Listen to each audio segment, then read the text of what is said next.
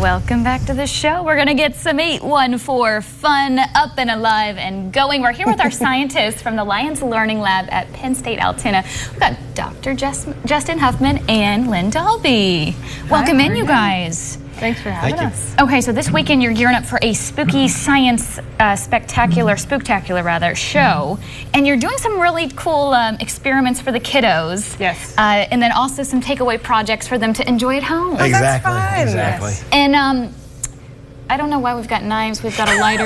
You were talking about this, Rebecca. You never know. I don't know what you guys have when up science planned. is involved. Got some spooky science. Yeah, we're excited. So are we starting with this one? Yeah, we can start with this Okay. one. All right. So this is actually, we wanted to tease you. So we brought some things that we're actually going to be doing on stage, okay? Okay. All right, Morgan, so you can follow my lead. So we are going to pick up the knife, and you want to turn it away from you. So maybe, yeah, like that. Okay. And you're just going to put it very gently, not too far into the potato. Okay. Okay. Now we're going to pick this up. Is this a cooking tutorial? And you're going to hold the knife really well. And then we're just going to tap on top with the hammer. You ready? Okay. All right, here we go. Now, Rebecca and Justin can think about what they think's going to happen. Well, I thought the potato would fall. That's what I thought too. Okay, now what's happening? That's neat. Yeah, so the potato, mine might fall. Whoa! Morgan did better than I did. So what causes that? It climbed So up the this knife. is Newton's first law. And an object in motion stays in motion, an object at rest stays at rest. So the potato technically has friction and it just likes to stay there.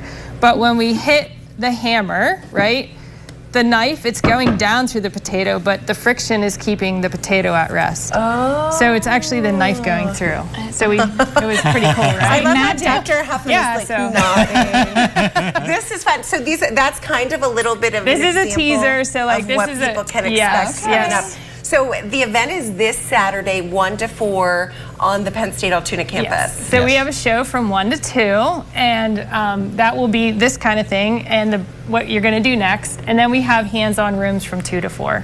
So there's a lot of fun take-homes, and the kids get to explore. So some of this, I wouldn't recommend doing this at home. Yeah, the take-homes are safer, so that way. Leave the knives to the professionals. And Britney Spears. Yeah. Okay, so we're going to do something fun next. Exactly. Is that right? That's right. You asked me if I liked burning money. Yeah, do you like burning money? I said no, I'd rather spend it. Well, we're gonna see. We'll see. Okay, so what should I do? So what we're gonna do is I'm gonna go ahead and take this solution here. I'm gonna add it to our magic cauldron here. Okay, look at his goggles. Here's yours, Morgan. I don't need these. All right. He's working in the lab. Working in the lab. Here we go. Okay, so what's that solution? So this is a special solution made up of 50-50 water and isopropyl alcohol. And we're gonna see some magic here. I'm excited. Now, do you really want to burn a 1 or do you want to burn a 20?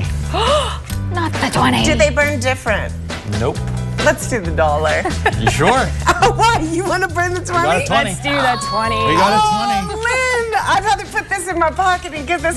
Yeah. We're raising the stakes. Okay. We're raising the Whatever stakes. you think. All the right, mad scientist truly is mad. So what I'm going to do is I'm going to submerge this in the solution, and when I pull it out, you can light it. Okay? Oh, I get to do that. Yep. So you can go ahead and get. Morgan's scared, Rebecca, with So the go lighter. ahead and get that turned on. Okay. And I'll submerge this for Does a it few have to be seconds. right away? Yep. So Okay. as soon as I pull this So out, I come over you'll here? put it over that, Okay. and we'll light this guy on fire. 3, 2, 1. Oh my God. Okay. There you go. Oh, I feel so scandalous. Oh, wow. Can you do it multiple times? Just the one time, yeah. Oh, so wait, it doesn't actually burn the money. Nope. We kept it. No Yeah. wonder. I was getting really scared You can still feel the warmth, but again, so what happens there is so the water acts as kind of like a barrier. So the combustion of the isopropyl alcohol, it generates heat, but the water absorbs the heat and goes to a gas, and it keeps it from reaching ignition. That was really cool. Yep. That was neat. Thank you. I almost wanted to see that again. Can you do it with the dollar? Yeah, sure. Yeah, we can do that again. I know. Why did I love that so much? It was very You fun. saw it light up, but then at the same time. Yeah, when we do this, both the parents and the kids, their eyes get real big. They're That like, was you gotta really be crazy. surprising. Yeah, but this is one of their favorites that we do often. Look at this. Oh, oh my goodness, it's so neat. Yeah.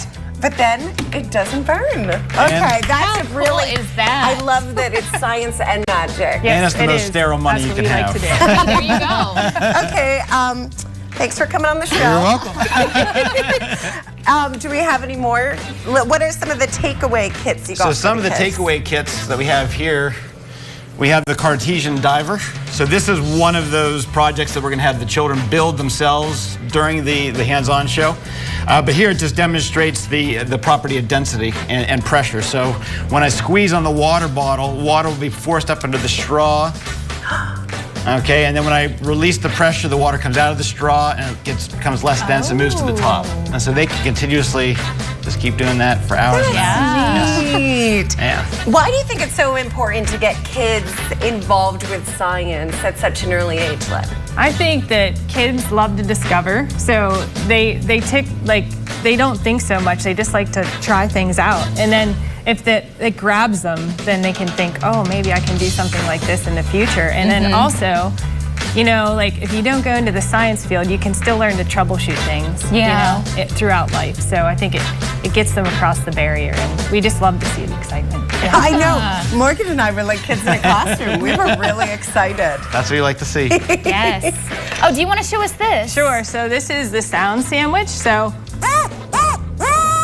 kids just get to be silly, and it's only rubber bands, craft sticks, and straws for spacers. So super. Do it again. Do it again. Do it again. Jingle bells. Okay, almost. Another one? Yeah. I'm like, that's our new game show on Studio 814. The sound sandwich. That Is cool. And so that's like using vibration? Yeah, but sound vibration and super. I like to get stuff that's super simple supplies that people can easily recreate. So this is just any teacher or anybody that wants a project for the weekend. But also a great teaching moment, too. Great teaching moment. You know? Awesome. And it's good to have something tactile that they can work with and work their way through it, and then in the same process get enjoyment for science instead of being afraid of it. You're right, because sometimes kids say, oh, I'm not that great at math, I probably won't be good at science, and they might even pigeonhole themselves into not wanting to even try. Exactly, but if we get them thrilled, then they forget all about the fear of math and science, and so that makes it nice for them. You guys work with college students, you know, predominantly, but it's good to get kids at a young age to get them excited now and get the, you know, the juices, creative juices flowing. Exactly. You know, to see their potential and what science can lead to. It's worth it. Yeah. Did the college students get just as excited about similar experiments? They do when we do these kind of demonstrations. So, you know, aside from the coursework they're a little bit more intimidated by. But when we do things like this, they love. They love it. And a lot of them we got them to change over. You know, people that weren't in science, they did. Dr. Huffman, what course do you teach at Penn State? I teach biochem and organic chem. Okay, nice. And Lynn? I teach chemistry labs sometimes, and I also work just overall biology, physics, geoscience, and chemistry. I oversee things. I love it. Tell people how they can check out the Spooktacular Science Extravaganza happening this Saturday. So we have a Facebook event that they can go to, and it's 1 to 2 is the show in Michon Family Center, and it's all free, and then 2 to 4 is our hands-on activities. Nice. And you said costumes are welcome. Yes, costumes are welcome, so kids can come dressed up because it is really close to Halloween. Wonderful. That was spooktacular. And I even made some money. That's the first time I ever did that during this segment. There you go. You mind? Here's your share. Thanks for coming on. Thank you for having us. Thank you all. Thank you. If you missed any of those details, don't worry. It'll be over on our Facebook page. Caitlin.